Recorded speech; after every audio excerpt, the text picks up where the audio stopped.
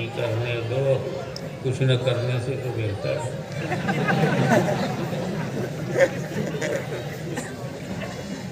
अल्हम्दुलिल्लाह, सुभानअल्लाह, अल्हम्दुलिल्लाह नहमदुहु व नस्तईनुहु व नस्तगफिरुहु व नुमिनु बिही व नतवक्कलु अलैहि व नऊज़ु बिल्लाहि मिन शुरूरि अनफुसिना व मिन सय्यिआति अमालिना मन यहदिहिल्लाहु फला मुदिल्ल लहु व मन युद्लिलहु फला हादिय लहु व नशहदु अन ला इलाहा इल्लल्लाहु वहदहु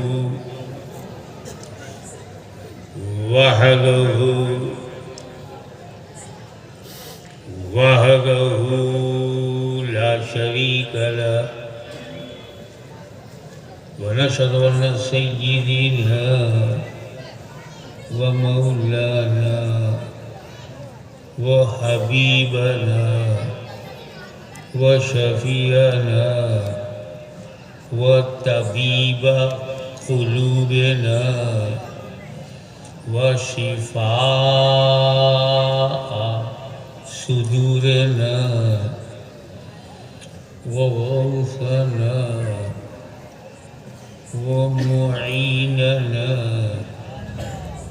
व कुतुबना व फरीदना व निज़ामना व सिराजना व गुलाना व अशरफना व नूर ऐनना व मुख्तारना मुहम्मदन अब्दुहु व रसूलुहु सल्लल्लाहु तआला अलैहि व अला आलिहि व अस्हाबिहि व अज़वाजिहि व ज़ुर्रिय्यतिहि व अहले बैतिहि व उलमाए उम्मतिहि व औलियाए मिल्लतिहि व शुहदाए मुहब्बतिहि अजमईन।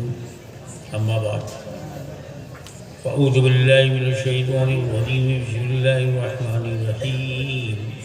ला तुशरिकू बिही शैआ व बिल वालिदैनि इहसाना।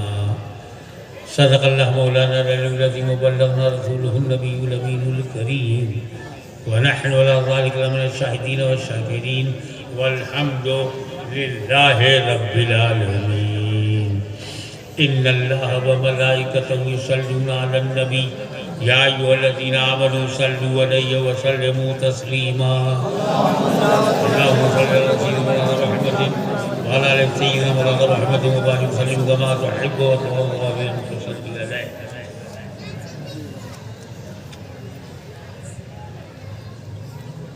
आज हम बैठे हैं ये जानने के लिए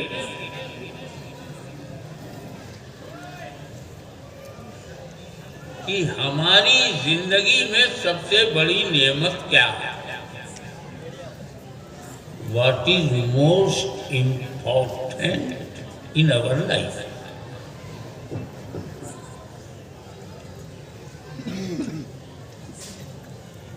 जिसका हम शुक्र अदाई नहीं कर सकते। हम बड़ी बड़ी हस्तियों पर जब गौर करते हैं, बेहतरीन जमात जमाते सहाबा,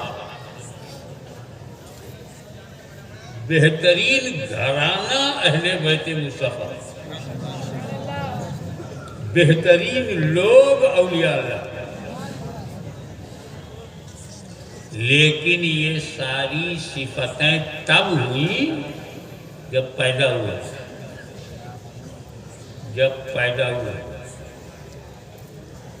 पैदा ही ना होते तो क्या होते।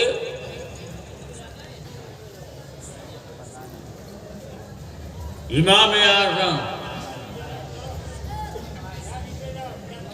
मुज्तहिद आज़म कब पैदा हुए? तब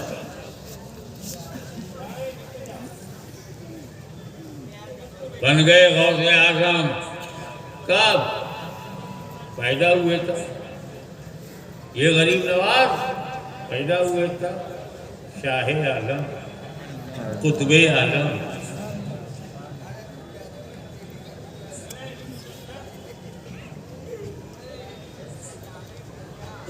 आज आसमाने सुन्नियत पर चमकते हुए जिस सितारे को हम अहमद रजा कहते हैं, वो इमाम अहले सुन्नत है, मुजद्दिद मिल्लत है। कब पैदा हुए तब, इसी अहमदाबाद की धरती पर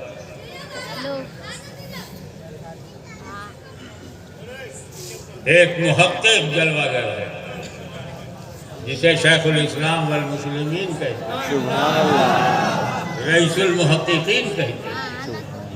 ये सब लक़ब मिला कब? पैदा हुए जब। आप वहाँ बैठे हैं तब, पैदा हुए तब। मैं यहाँ बैठा हूँ क्यों? पैदा हुआ तब। अबे पैदा होने से बड़ी कोई नेमत हो तो बताओ।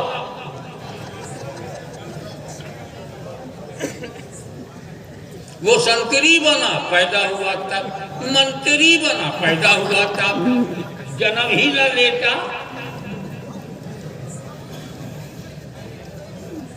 पैदा होने को हल्के में मत लो।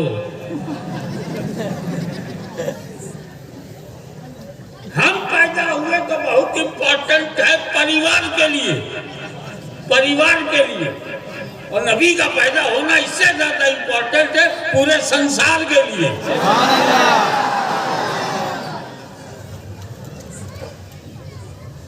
कोई हिंदुस्तान के लिए पैदा हुआ, कोई सारे जहान के लिए पैदा हुआ।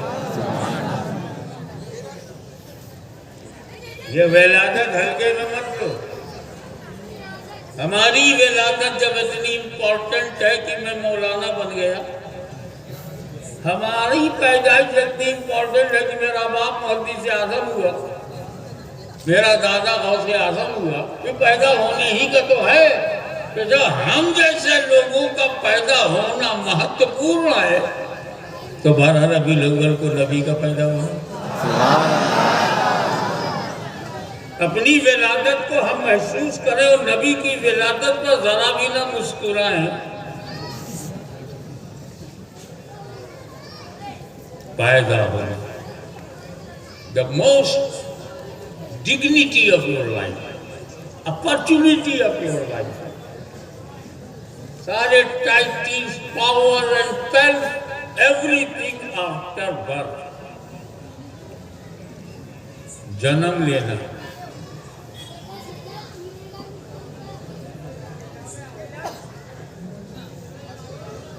और क्योंकि हमारा पैदा होना अल्लाह का बेस्ट रिवॉर्ड है, बेहतरीन अवसर है, अल्लाह वाला बनने का अवसर है। तो जब पैदा होगे तब ना अल्लाह वाले बनोगे। ये हमारे एडुकेट हैं, कोई इंजीनियर है, कोई डॉक्टर है, कोई साइंटिस्ट है, किसी ने मिसाइल बना डाला। ये सब अहम बातें हैं, लेकिन जब पैदा हुआ तब पूरी भारत को आज़ादी दिलाई किन लोगों ने? जो पैदा हुए थे वो।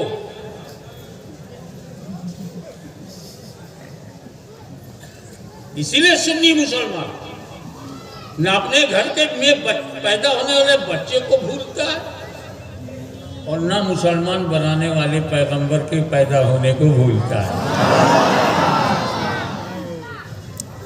हम नाशुक्रे नहीं हैं। हम पैदा हुए तो परिवार की तरफ मुड़ गए, परिवार तक गए। तो 12 रबीउल अव्वल को जब मेरा नबी पैदा हुआ तो परवरदिगार की तरफ गए।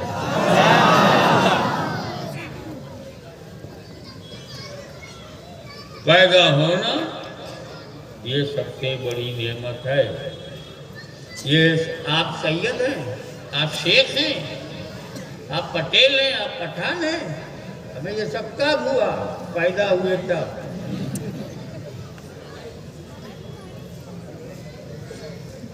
हायर एजुकेटेड हुए कब? पैदा हुए जब। शेखुल हदीस बने कब? पैदा हुए जब। शेखुल तफसीर, शेखुल हदीस, मुबल्लिग आज़म कब? पैदा हुए जब। बड़ा तजदीद हिया का काम किया कब? पैदा होने के बाद। तो आप अपने पैदा होने के महत्व को समझ रहे हैं ना? इससे ज्यादा कीमती कोई चीज है? हाँ, देश का प्रधानमंत्री बनना, अबे वो भी जब पैदा होगा तब। कोई पोस्ट, कोई पावर, कोई वेल्थ, कोई डिग्री और कोई ओहदा मिल ही नहीं सकता जब तक पैदा न हो। इससे अंदाजा लगाइए कि पैदा होना ही अल्लाह का सबसे बड़ा करम है। अब जब पैदा होने की महत्व को समझ गए तो बताओ पैदा हुए कैसे?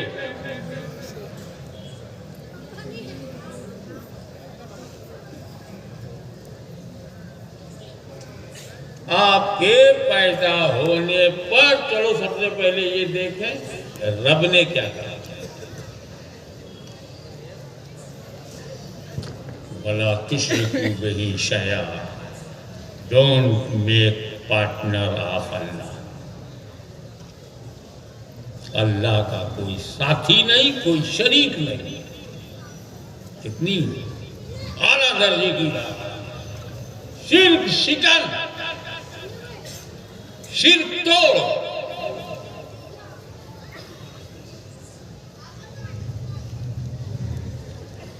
और वो अल्लाह अपने बारे में कहता, मेरा कोई पार्टनर नहीं है, कोई शरीक बनाना मत, न मेरी जात में न मेरी सिफात में। नो अल्टरनेट, नो पार्टनर, कोई साथी नहीं, कोई शिरकत नहीं, कोई शरीक नहीं। कितनी ऊंची बात है तौहीद की, वहदानियत की, अल्लाह के ज़ात की, अल्लाह की सिफात बुलंद है। और इमीडिएट कहा जा रहा वबिल वाले देने ऐसा ला ताबुदू इल्ला इय्याहू, वबिल वाले देने ऐसा। दूसरे मुकाम पे फरमाता है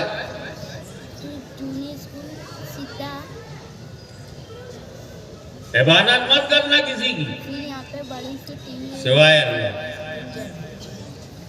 इबादत सिर्फ अल्लाह के लिए की जाएगी, इल्ला इय्याहू, ओनली वही, सिर्फ वही है, उसी की इबादत की जाएगी। इमीडिएट वबिल वाले देंगे ऐसा। हमें कहा अल्लाह की इबादत, अल्लाह की तौहीद, और कहा उसी के बाद वबिल वाले देंगे ऐसा। हम जब ईमान लाते हैं आमना बिल्लाहि व मलाइकतिही व कुतुबिही व रसूलिही, जब हम अताअत की बात करते हैं तो कुरान कहता अतीउल्लाह व अतीउर रसूल, अताअत करो अल्लाह की व रसूल की। अल्लाह के बाद नाम रसूल का आता है ना, व अतीउल्लाह व अतीउर रसूल। यहाँ शिर्क न करना, अम्मा अब्बा के साथ अच्छा सलूक करना। कहा खुदा की जात, कहा माई बाप, अल्लाह के बाद माई बाप, अम्मा अब्बा, अल्लाह के बाद रसूल हो, मलाइका हो, किताबें हो। या अब्बा अम्मा कहां से आ गए? हम अल्लाह के सिवा किसी की इबादत ना करो, अम्मा अब्बा के साथ इबादत अल्लाह की भी। अम्मा अब्बा इमीडिएट ज्वाइंट आयत करीमा में।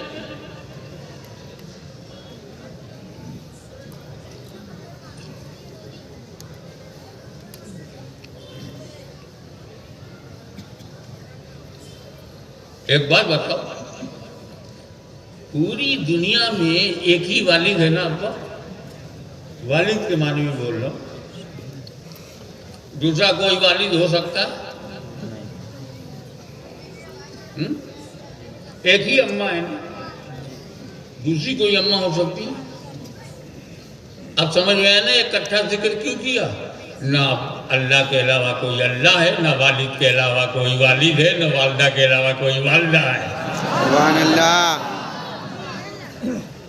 If there is a no partner of Allah, so no partner of Walid and no partner of Walda too. एक वजह तो ये है, दूसरी बताता हूँ आपको।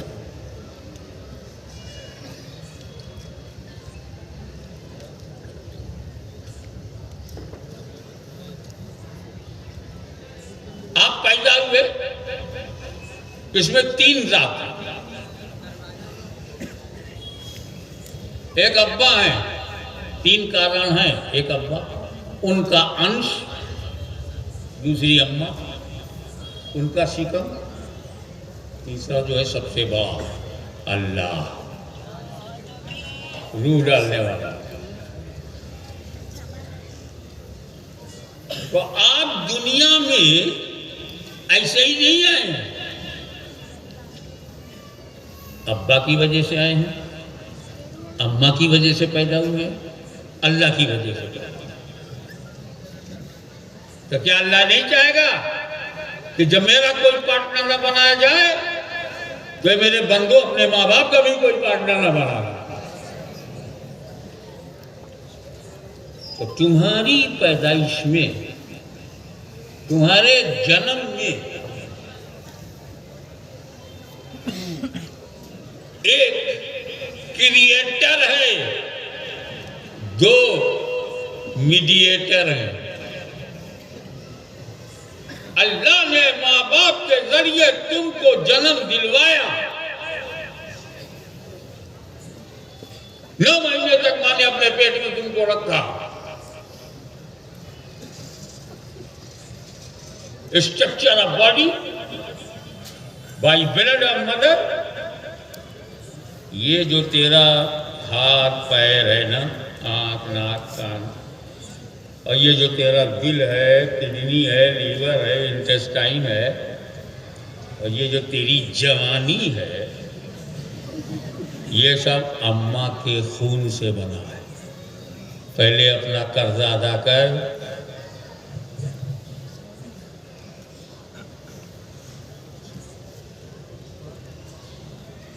ये वो कर्ज है कि यहां अदा ना कर पाए तो वहां मार पड़ेगी।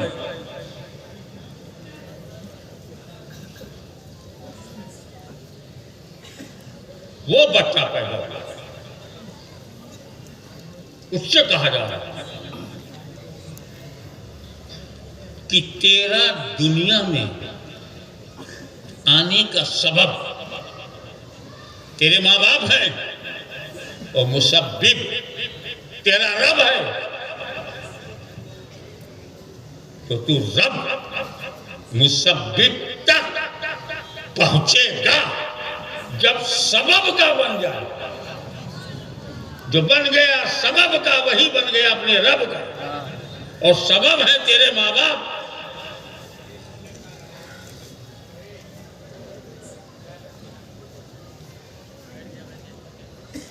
तो तेरे दुनिया में जन्म लेने का कारण ये है कि अल्लाह ने तख्लीक किया, माँ बाप जरिया बने, इसलिए आयते करीमा में दोनों को इकट्ठा किया गया।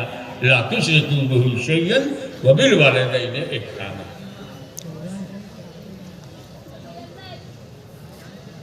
एक बात बताइए, अम्मा अब्बा में भेदभाव मत करना। वबिल वालिदैनि इहसाना है, वबिल वालिदा नहीं है, न वबिल वालिद है, वालिदैन। तो तुमको क्या हो गया? एक तो माँ बाप के वह फरमाबरदार हो। क्या फरमाबरदारी? अगर बाप ने मोहब्बत से कुछ कहा और आपने उस काम को कर दिया, ये फर्माबरदारी नहीं है। मीठा मीठा तो सब खा जाते हैं। बाप ने कोई कड़वी बात कही हो, कलेजे को चीर देने वाली बात, उस पर राजी हो जाना फर्माबरदारी है।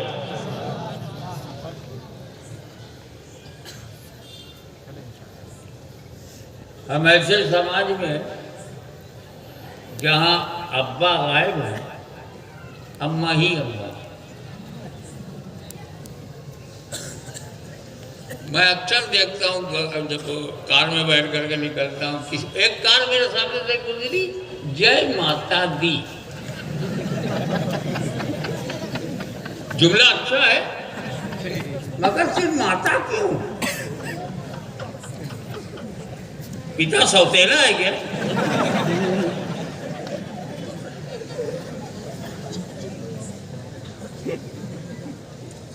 एक ट्रक जा रहा था, उसमें लिखा था माँ की दुआ। तो बाप गाली देता है क्या? हमारे लखनऊ में एक शायर है, मैं सलाह कर रहा हूँ, इसमें भी शैतान का दखल है। जब तुमको माँ बाप से मोहब्बत होती तो कहते इसमें भी कटिंग करो, अब्बा को छाड़ दो, अम्मा को ले लो।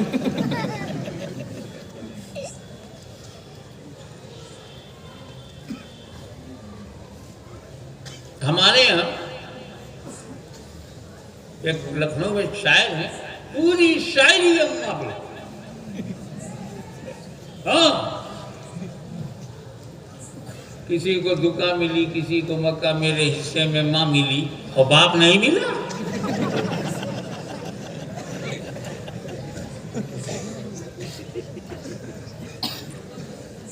नौजवान गुमराह हो रहा है, सिर्फ अम्मा।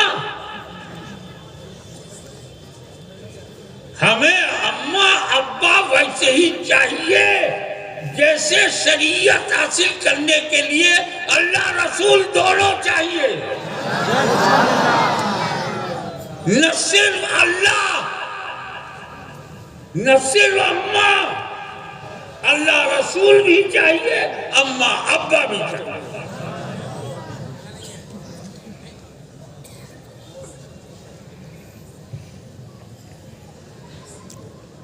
एक फटफटिया लिया, माँ, एक घर बनाया, माँ की दुआ। मानता हूं कि माँ का हक ज्यादा है, लेकिन बाप की शान ज्यादा है। अपने बाप को हल्के में मत लेना। बेशक अम्मा सर आंखों पर, ये तो मेरा जाती तजर्बा है कि मुझे जो मिला माँ से मिला और जो मिल रहा है माँ से ही मिल रहा है, लेकिन मेरा बाप बाप है, शान वाला है।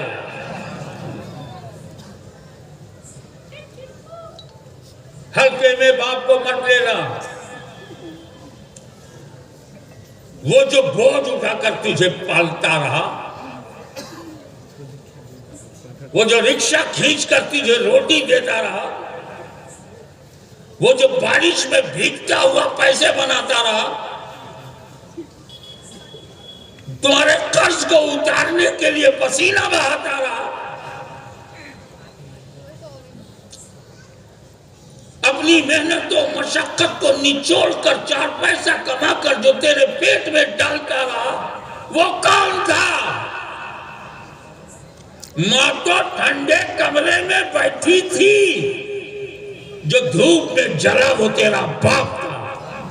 बोझ उठाया तेरा बाप था, मशक्कत किया तेरा बाप था, विदेश गया तेरा बाप था, तुझे रहने के लिए घर दिया तेरा बाप था, तेरे पेट में रोटी डाली वो तेरा बाप था, अपने कांधे पर रखा तेरा बाप था, जिसने नौकरी किया सैलरी पे सैलरी कमाता था वो तेरा बाप था। न माँ को छोड़ो न बाप को, वबीर वाले गई मेरे साथ।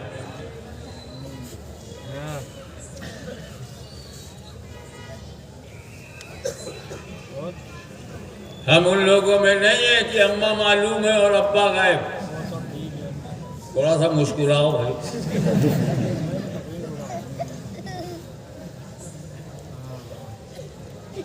कल बात कराऊंगा ना। अब तो लोग अम्मा के पीछे इतना भाग रहे हैं, अब्बा को छोड़ के, अब्बा को छोड़ के अम्मा के पीछे इतना मार रहे हैं कि वो जहां जाते उन्हें अम्मा ही दिखती।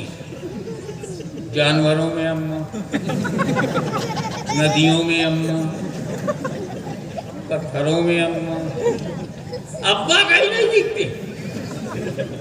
बाबा ये अगर अम्मा है, माता है, तो पिता कौन है? और पिता गायब हो जाए तो माता की इज्जत क्या है? सिर्फ मां नहीं, मां की शान ज्यादा, हक ज्यादा है, बाप की शान ज्यादा।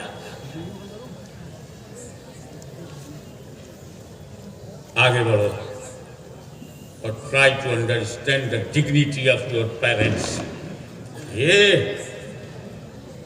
फजीलत क्या है? ये इज्जत वालिदैन क्या है? इसकी जरूरत कितनी है नौजवान बच्चों तुमको? अपने माँ बाप की जरूरत।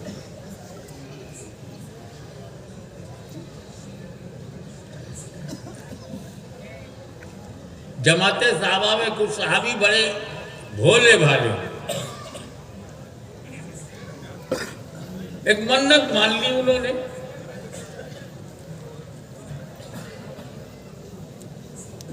एक्साइटमेंट कहते हैं ना, जोश।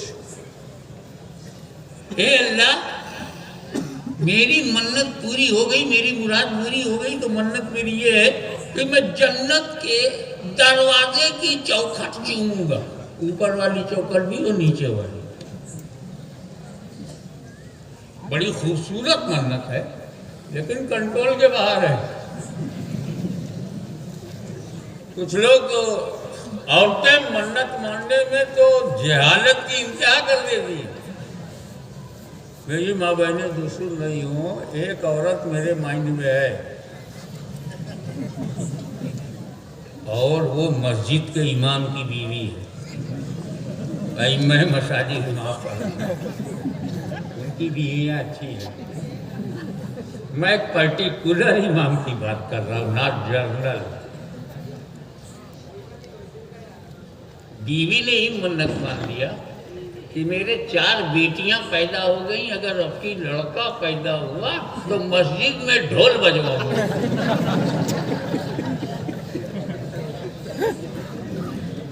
अब इमाम साहब की बीवी, मौलाना की बीवी, मुफ्ती की बीवी,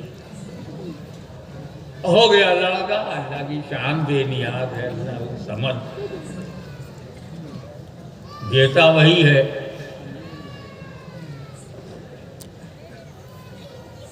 अब लड़का जब हुआ तो वो औरत बेचैन हुई कि अगर मन्नत नहीं उतारा तो अभी लड़का हुआ, कहीं खुदा न खास्ता कुछ गड़बड़ हो जावे और मकान से कब्रिस्तान चला जावे। अब उन्होंने अपने शौहर से कहा, देखिए मस्जिद आपकी अपनी है, कमेटी वाले आपके हैं, ट्रस्टी आपका है, और आप इमाम व खतीब हो, आपको बहुत मानते हैं लोग। हाँ अल्हम्दुलिल्लाह, तो ढोल बजा दो ना। मेरी मन्नत उतर गई। अरे नेक बाप, ढोल बजाना हराम है। अरे घर में बजाना हराम, सड़क पे बजाना हराम, मस्जिद में बजाओ।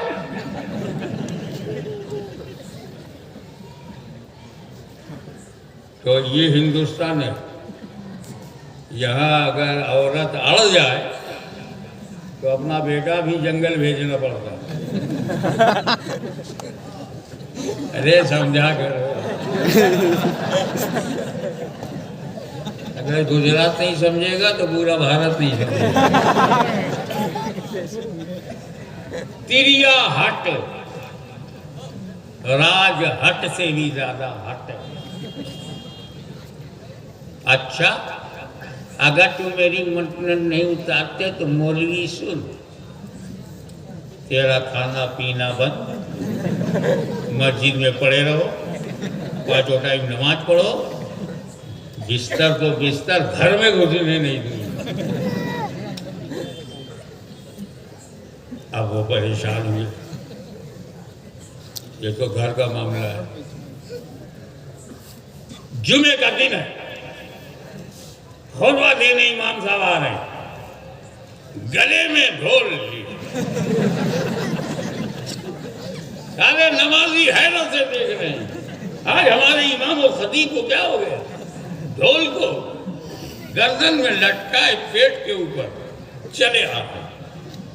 जैसे ही वो आए, खड़े हुए कहा, देखो ये ढोल है, ये शैतान है, ये हराम है। इधर से मारो तो हराम, उधर से मारो, दोनों तरफ से मारो तो भी हराम। ऐसे शैतान को तोड़ देना चाहिए। ढोल बज गई, मन्नत उतर गई, ढोल भी टूट गई। ऐसी बेहुदा मन्नत ना माना।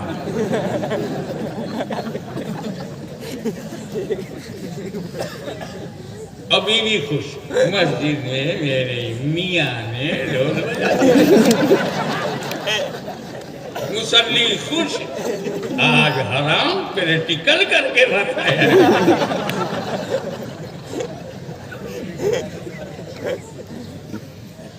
लेकिन वो तो सहाबी रसूल, ऐसी बेहुदा मन्नत क्यों मानेंगे जो हराम हो? जन्नत की मन्नत। लेकिन दुनिया में रह के जन्नत का दरवाजा कैसे चूमे? अब हाल ही नहीं है, मन्नत पूरी करना जरूरी। तो हर समस्याओं का समाधान हबीबुर रहमान,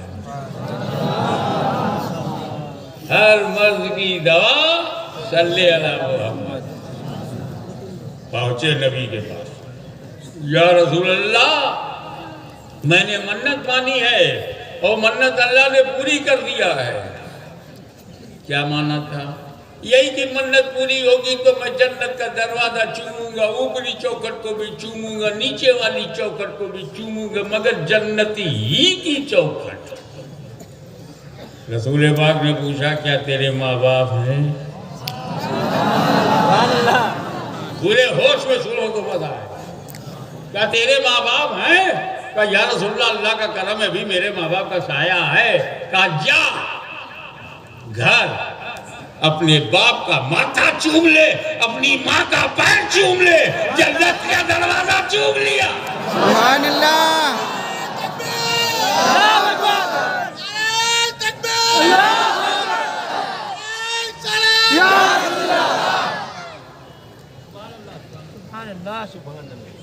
तेरे घर में जन्नत है, तू बाहर ढूंढ रहा है।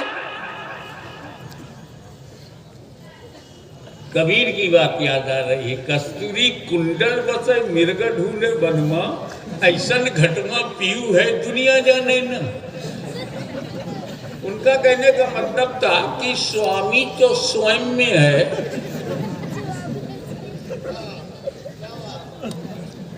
और बाहर ढूंढ रहा है, घर घर, दुआर दुआर, गांव गांव, मोहल्ला मोहल्ला।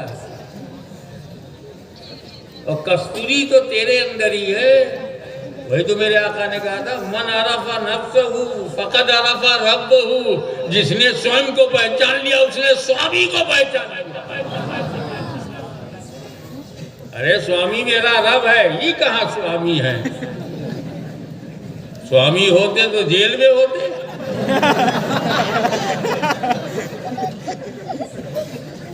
5 करोड़ मुरीद हैं,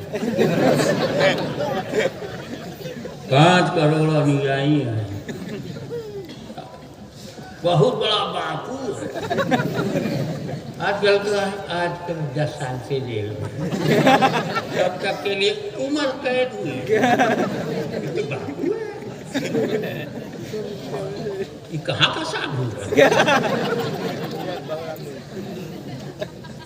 भाई मेरे, ओरिजिनल पे ध्यान रखो, डुप्लीकेट बहुत है।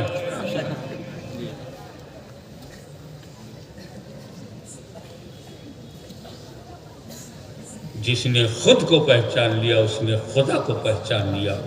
बात रही जन्नत की, हमें माँ बाप को पटा लो, खुदा की कसम खुदा राजी, रसूल राजी। एक बात जिम्मेदारी से बोलूं, अगर किसी नौजवान ने, किसी बुजुर्ग ने 10 हज किया है, 10 हज साहिब तरतीब है, यानी नमाज एक वक्त की कज़ा नहीं है, रोजेदार है, ज़कात देता है, सीधे जन्नत में जाना चाहिए। सुनो, अगर माँ बाप नाराज हैं, अगर माँ नाराज है, बाप नाराज है, तो ना उसकी ये नमाज काम आएगी, ना रोजा, ना ज़कात, ना हज। क्योंकि जिसने माँ बाप को नाराज किया उसने खुदा को नाराज किया। अल्लाह नाराज हो और इबादत काम आए। Concentrate your mind, mind set करो। दुनिया नाराज हो जाए, मेरे माँ बाप नाराज हो जाए, सेट करो अपना माइंड। और जिसके लिए तुम अपनी माँ को छोड़ देते हो ना, वो ज्यादातर बीवियां हैं, तेरे अपने बच्चे हैं, इनके लिए तू माँ बाप को छोड़ देता। सोचता नहीं कि बीवी ने तुझे तब मोहब्बत किया है जब तूने बीवी की जरूरत पूरी किया। कि जवान बीवी की जरूरत पूरी किया तब उसने तुम्हें प्रेम किया है। उसके रहने के लिए घर, खाने को रोटी और पहनने को कपड़ा दिया, तब बीवी ने मोहब्बत किया है। और माँ ने तुझसे तब मोहब्बत किया था जब तू हिल भी नहीं सकता था, तू बोल भी नहीं सकता था। बीवी ने कड़ियल जान से मोहब्बत किया है, और माँ ने एक दिन के बच्चे जो बेकार है, मजबूर है, उससे प्यार किया।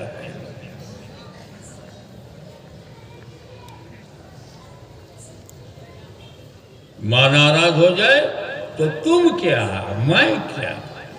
मेरा अकीदा है, कोई माने चाहे ना माने, हुजूर सल्लल्लाहु अलैहि वसल्लम के सारे सहाबी बख्शे बख्शाए। मेरा तो है, जब मैं अपने मुरीद को जन्नती समझता हूँ तो रसूल के मुरीद को जहन्नमी कैसे समझूंगा। रसूल के जितने साहब आए सब उनके मुरीद हैं, पैरों हैं, उम्मती हैं और बेहतरीन जमात है। तो हर सहाबी बख्शा बख्शाया है।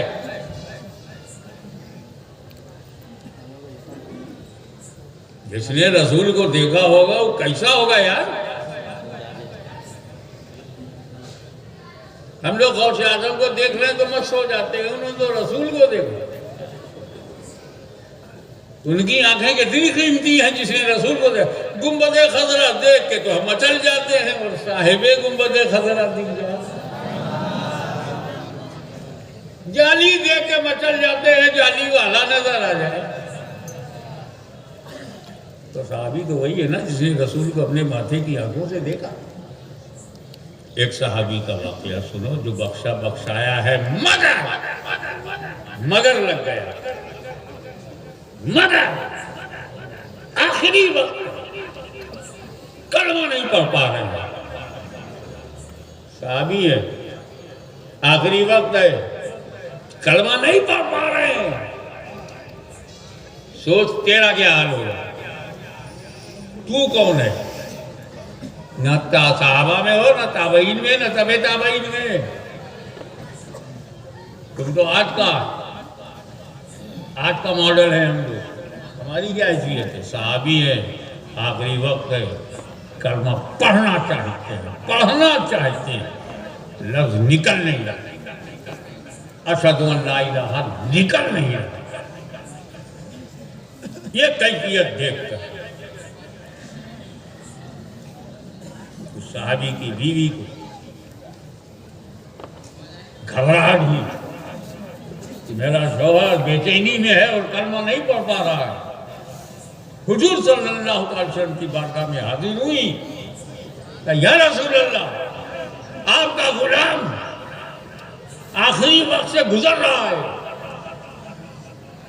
कलमा नहीं पढ़ पा रहा है, और दमन में नाम नहीं ले रहा, कलमा नहीं पढ़ पा रहा। हुजूर ने डायरेक्ट कहा, क्या उसके माँ बाप हैं? अल्लाह अल्लाह, वो कलमा क्यों नहीं पढ़ पा रहा है? उसकी तबीयत कैसी है, उसका दिमाग कैसा, उसका दिल कैसा, नहीं पूछ रहे हैं। माँ बाप है, डायरेक्ट वजह पे चले गए सरकार। रीजन क्या है? बाप तो नहीं है, माँ है, का बुला उसकी माँ। नौजवानों ध्यान से सुनो, नबी ने कहा माँ को बुला, माँ आई। हुजूर ने कहा ये बेटा तुम्हारा है? हाँ। इसे माफ कर दो। या रसूलल्लाह, आपका हुक्म सर आंखों पर है, लेकिन मेरे दिल से नहीं माफ कर पाऊंगी। क्यों? इसने मेरे दिल को बहुत जख्मी किया है, बातों से, शब्दों से मारा है। समटाइम अपनी बीवी की बात को मुझसे मनवाता था। Sometime he prefers his wife than me.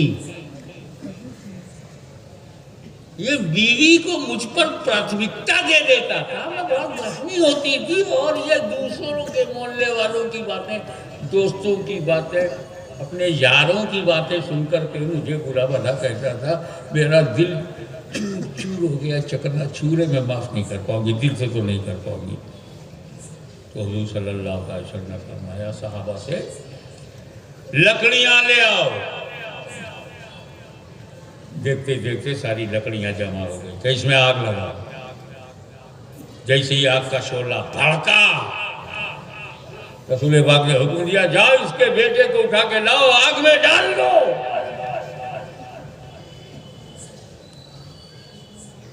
ये सुनते ही मां की ममता जाग गई।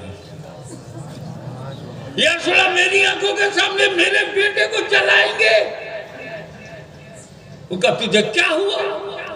इतनी मामूली सी आग में बेटा जलता नहीं देख सकती, तो जहन्नम की आग में जलता हुआ कैसे देखोगी? मैंने माफ किया, मेरा खुदा माफ करे, सरकार आप भी माफ करे, मैंने माफ किया, मैंने माफ किया। इधर माँ के मुंह से निकला मैंने माफ किया, उधर बेटे ने कलमा पढ़ना शुरू कर दिया।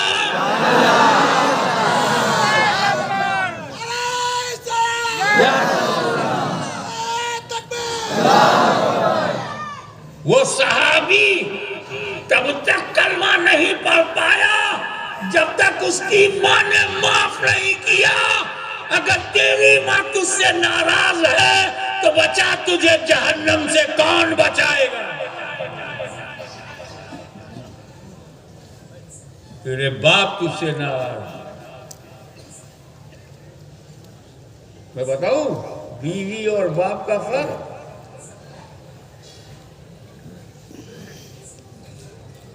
शौहर की जेब में नोट है, रुपया है, और बगैर बताए बीवी निकाले तो चोरी है। इजाजत लेकर उसका हक है, बता के ले तो हक है, लेकिन चोरी चुपके शौहर का माल नहीं ले सकते। लेकिन अब्बा जब चाहे हाथ डाल के जितना चाहे बेटे का रुपया निकाल ले, जाएगा। देखा, बीवी करे तो चोरी है और अब्बा करे तो जायज है। अब तो अब्बा और बीवी का फर्क समझो और आगे बढ़ो। एक सहाबी रसूल आए सरकार के पास, या रसूल अल्लाह, मैं जब घर आता हूं तो मेरे अब्बा जो है हाथ डालकर मेरा पैसा निकाल लेते हैं। अब बताते भी नहीं। मैं क्या करूं?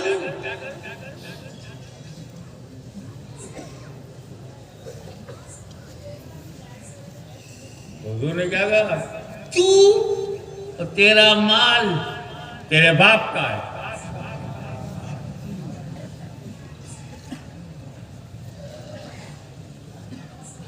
अंता वो मालिक ले अभी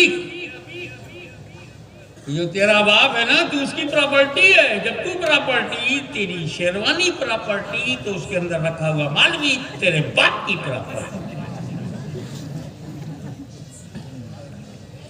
वो बाप जिसने बचपन में तुझे कांधे पर उठाकर उंगली पकड़कर चलना सिखाया, स्कूल भेजकर पढ़ाया, अक्ल के दरवाजे खोले, इसने तुमको आलिम, इंजीनियर, डॉक्टर, प्रोफेसर या नेशनल लीडर बनाया, वो तेरा बाप है।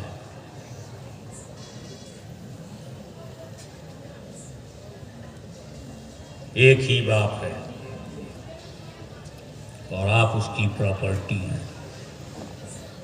जैसे पूरी उम्मत रसूल की प्रॉपर्टी है, तो बेटा अपने बाप की प्रॉपर्टी है।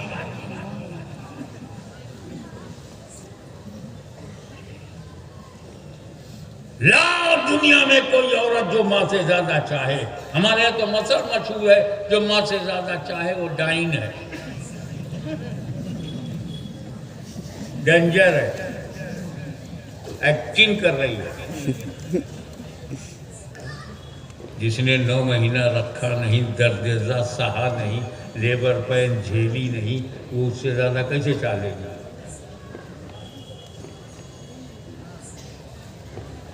अब आओ ईमान ताजा करें। हर बाप मेहनत से कमाई हुई दौलत को अपने बेटों को दे देता है।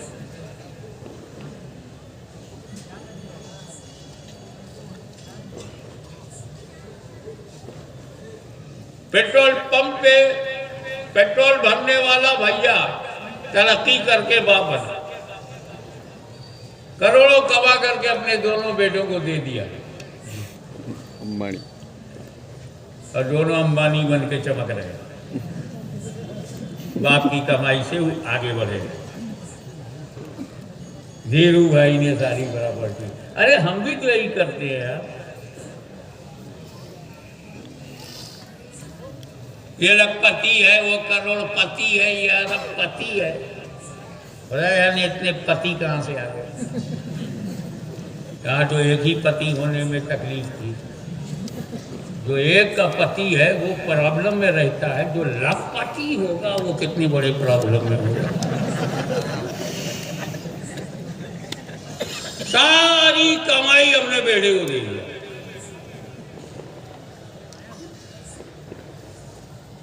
एसेट्स, पूरा फार्म हाउस, कारखाना, मिल। अबे दरगाहों में भी तो यही होता है ना, अब्बा जो है अपने बेटवा को दे के चले जाते। तुम भी अपनी सारी प्रॉपर्टी अगर तुम दिए बगैर मर गए ना, तो लड़के कोर्ट से ले लेंगे। हम कहते हैं ये अरबों खरबों रुपया आपने उस बेटे को क्यों दिया जो कमाई में हिस्सेदार नहीं है? तो हम उसके बाप हैं, ये हमारा प्यार है। पड़ोसी को नहीं देंगे। कहते हमें बच्चों से प्यार है इसलिए दे दिया। हमें बच्चों से प्यार है कि ये तो बच्चों से प्यार है तो मोहल्ले के बच्चे गरीब क्यों हैं? अबे ये बोल कि लड़कों से नहीं, तुझको अपने बेटों से, बेटी से प्यार है। चिल्ड्रन से मोहब्बत होती तो हर चाइल्ड से मोहब्बत करता है। यहीं पर मैं सवाल करूंगा, ए माँ बाप, सारी दौलत करोड़ों अरबों की बेटे को दे दिया क्यों? जवाब मिला, इस बच्चे के दुनिया में आने का मैं मीडिएटर हूं, इसलिए मुझे मोहब्बत है। बंदो सुनो, जब मीडिएटर को इतनी मोहब्बत है तो क्रिएटर को कितनी मोहब्बत होगी।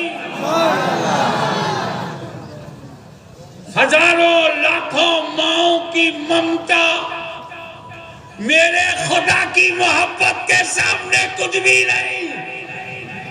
अल्लाह अपने बंदों से जितनी मोहब्बत करता है, कोई माँ अपनी औलाद से उतनी मोहब्बत नहीं कर सकती।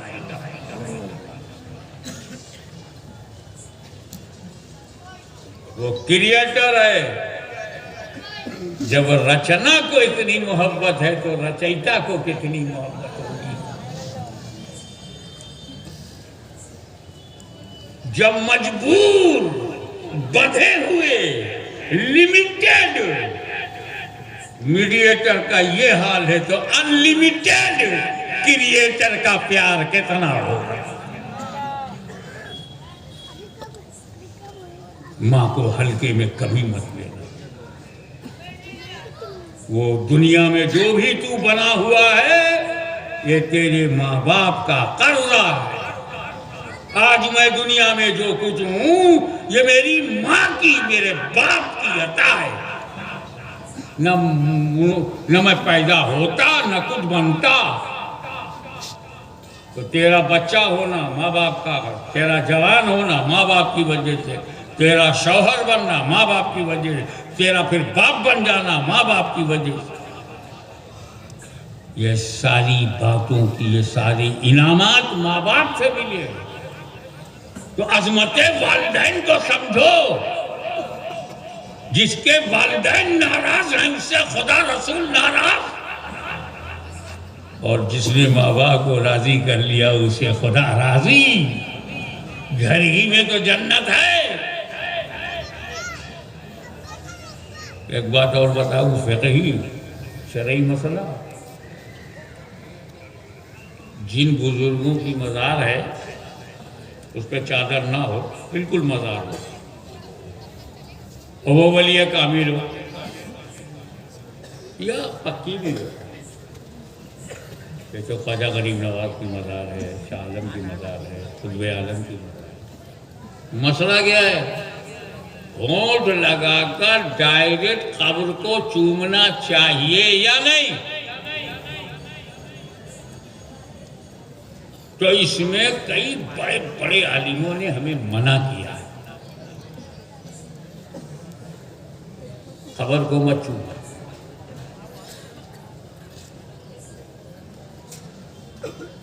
और बहुत सारे बड़े बड़े आलिमों ने कहा है चूम सकते हैं। मतलब इख्तिलाफ है। अब जिन लोगों ने कहा नहीं चूमो, उसमें हमारे इमाम अहले सुन्नत ने बड़े अदब वाली बात की है। अरे तेरा होंठ इस लायक है, कभी होंठ पर सिगरेट का धुआं निकालो, कभी होंठ से हराम पियक्कड़,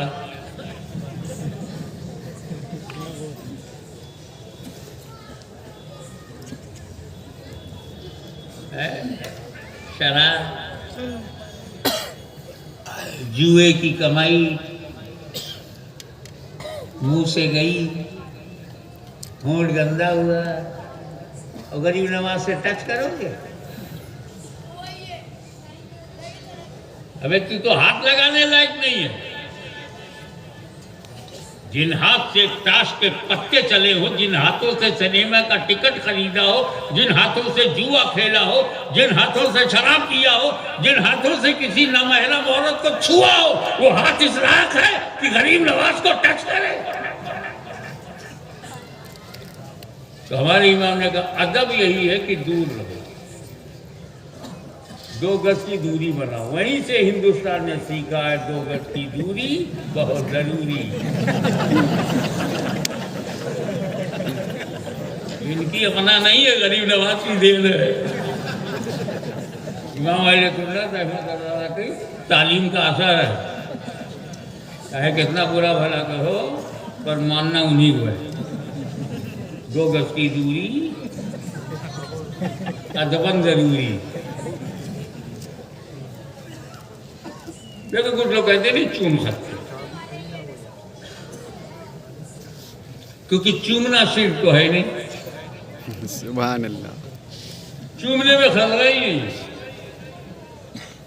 क्योंकि चूमना हराम हो सकता है, चूमना सवाब हो सकता है, चूमना जायज हो सकता है, शिर्क तो हो ही नहीं सकता।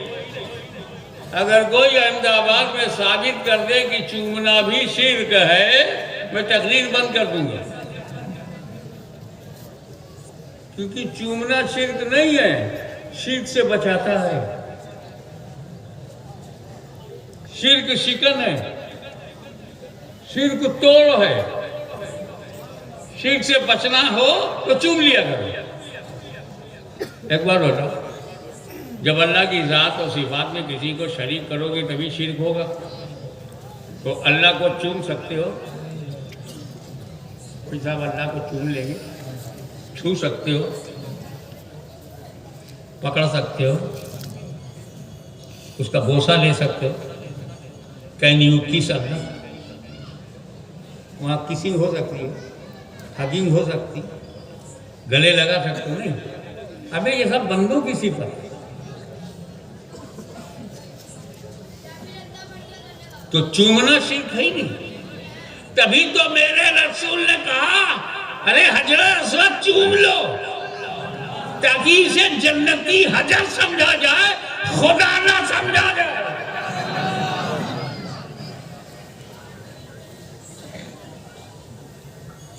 चूमना शिर्क से बचाता है, इसीलिए रसूल पाक ने खुद भी चूमा है। किसको चूमा है? हजर को। और ये जो कब्र में वली लेटा बशर को। अबे हजर को चूम सकते, बशर को नहीं। मगर जो पॉइंट मैं बताना चाहता हूँ वो ये कि इख्तिलाफ तो है। किसी के लिए चूमना अलाउड और कोई कहता है नो प्रोहिबिटेड, नहीं चूमना चाहिए। मैंने सुनियो बीच का रास्ता निकाला। हमें कब्र क्यों चूमो? गला को उठा लो, गला चूम लो, वो कब्र थोड़ी है। मेरा भी काम चल गया, कब्र ना चूमो वाली बात भी हो गई। लेकिन इख्तिलाफ है। गौसे आजम की कब्र चूमने पर इख्तिलाफ, गरीब नवाज की कब्र चूमने पर इख्तिलाफ,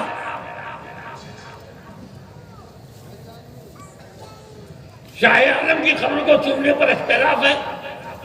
लेकिन सारी दुनिया के सुन्नी मुसलमान एक हैं कि मां की कब्र चूमने पर कोई इख्तिलाफ नहीं। अंदाजा लगाओ, अकाबिर औलिया की कब्र चूमने पर इख्तिलाफ, लेकिन माँ बाप की कब्र चूमने पर कोई इख्तिलाफ नहीं। अगर कब्र कच्ची है अपना होठ लगा दो, क्योंकि वो तेरी माँ है, वो तेरा बाप है, उसी की रजा में खुदा की रजा है।